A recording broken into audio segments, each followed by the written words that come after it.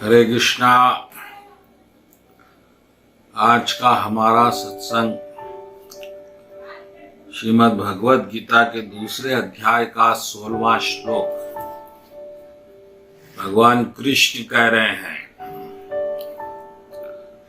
नासतो विद्यते भावो न भावो विद्यते सता उभयोरपि दृष्टोऽनन्तस्तत्त्वनयोस्तत्त्वदर्शिभिः।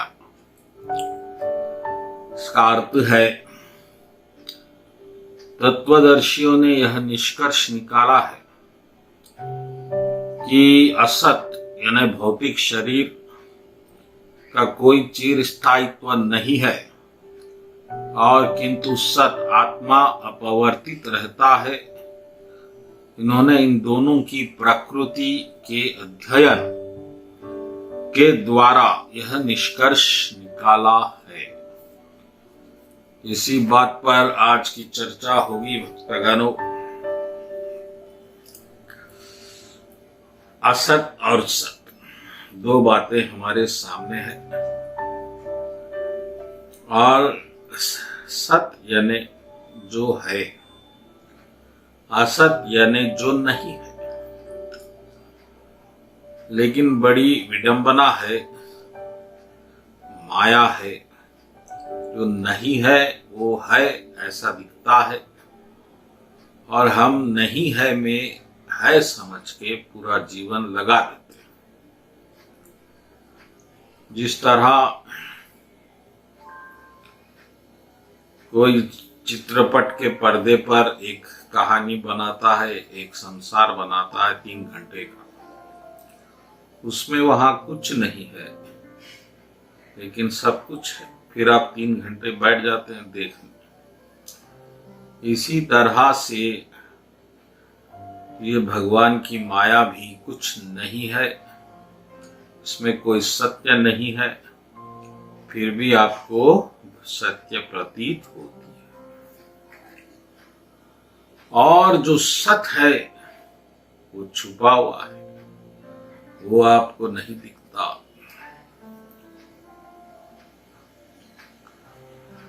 अब ये क्या है और इससे हमारा क्या संबंध है, इसके बारे में जानेंगे। सत है, असत है, परब्रह्म है, हमको क्या करना है? हमारा जीवन तो बस दैनिक आवश्यकताओं के लिए संघर्षमय रह गया है।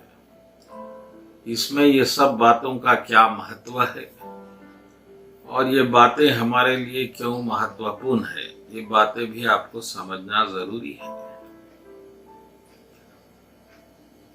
तो जो असत है और जो क्षणिक है वो हम नहीं है, उसका एक प्रमाण है, क्योंकि हमें मृत्यु नहीं पसंद है, क्योंकि मृत्यु हमारा स्वभाव नहीं है। और जो भी चीज इस दुनिया में मर रही है, मिट रही है, वो हम नहीं है। इस बात से आप अंदाजा लगाया जा सकते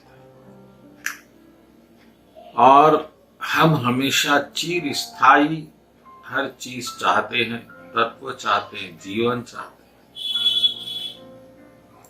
और हम हमारा जीवन घर भी बसाते हैं, बड़े कठिनाई से घर बनाते हैं, परिवार बनाते हैं।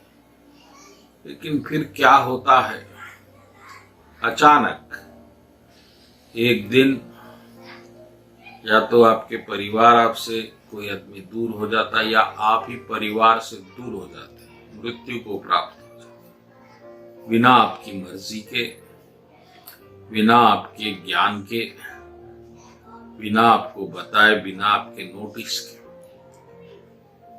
तो ये जो आपने इतना बड़ा जीवन गुजारा एक परिवार के लिए, सब व्यर्थ हो जाता है।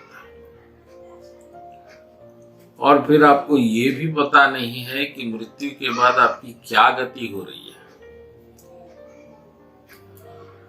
तो इस तरह की विडंबना, इस तरह का एक बड़ा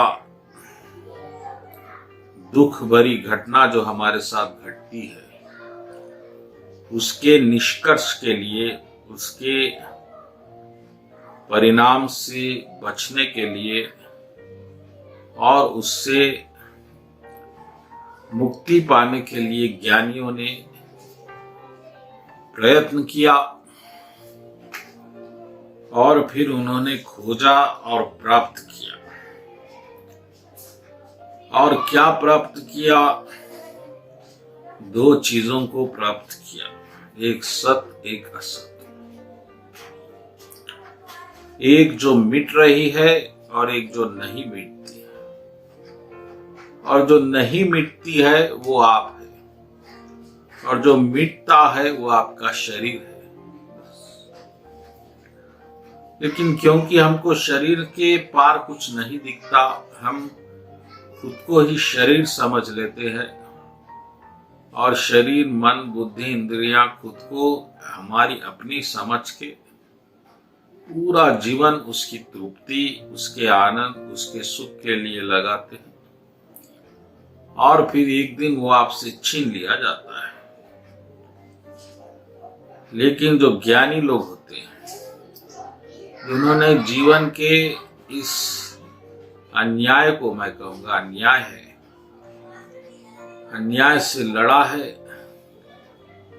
और इस पे विजय प्राप्त करने का प्रयत्न किया है। इस जन्म मृत्यु अन्याय से, जो आत्माओं का अन्याय हो रहा है, उससे बचने का प्रयत्न किया है, उन्होंने कहा है।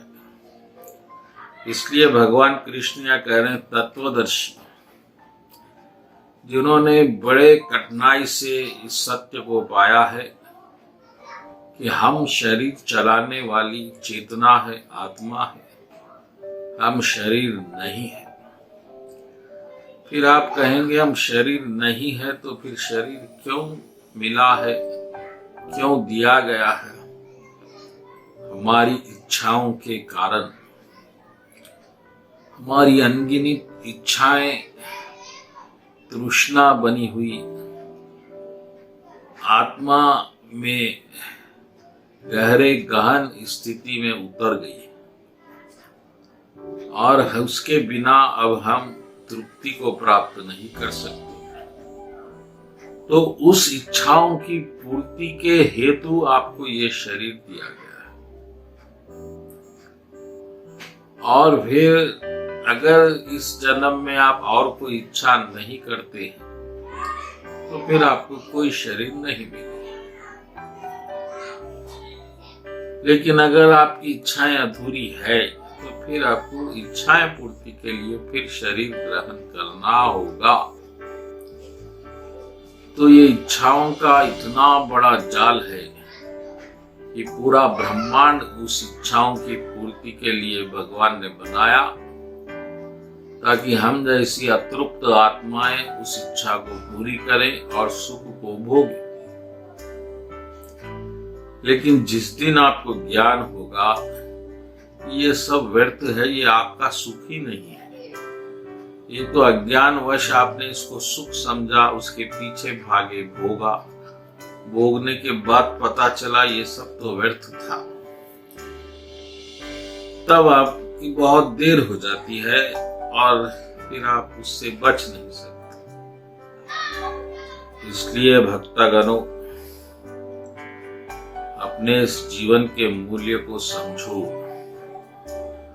इस जीवन में आपको फैसले लेना है कि आपके लिए क्या लाभकारी है, क्या हानिकारक है। और अगर आप इससे चूक गए तो फिर आपको शरीर मिलेगा, और अगर मानव का नहीं मिला तो पशु का मिलेगा, पक्षी का, कीड़े मकोड़े का मिलेगा। तो उसमें तो आपको ये सब सोचने का भी सामर्थ्य नहीं रहेगा। सिर्फ मानव जन्म में इस बात की आपको स्वतंत्रता है कि आप आगे का रास्ता चुने। और अब आपको रास्ता चुनना है कि आप बार बार मरना पसंद करते हैं या इस मृत्यु को हमेशा के लिए खत्म करके एक शाश्वत जीवन, अनंत जीवन जहां जन्म और मृत्यु दोनों नहीं है, इस तरह से जीते हैं। ये फैसला आपको करना है। और अगर आपको शाश्वत जीवन चाहिए तो फिर आपको भगवान की शरण लेके भक्ति शुरू कर देनी चाहिए। नहीं, आप बार बार मरने में आनंद ले रहे हैं तो फिर आपको कुछ करने की आवश्यकता नहीं। तो आप सोचिए आपको क्या चाहिए और फैसला करिए। बोलो कृष्ण कन्हैया लाल जी की जय।